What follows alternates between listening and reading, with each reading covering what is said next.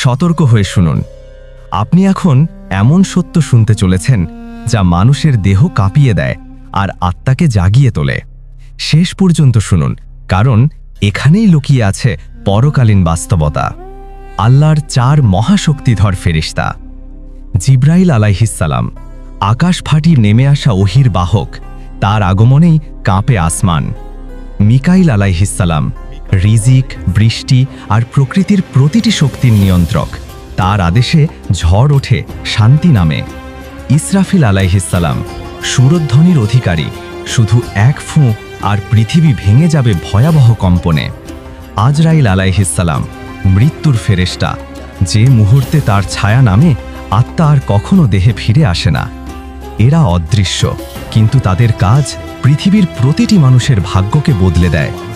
এটাই ফেরেশতাদের বাস্তবতা, আল্লাহর নির্দেশে পরিচালিত অদেখা এক শক্তিশালী জগৎ।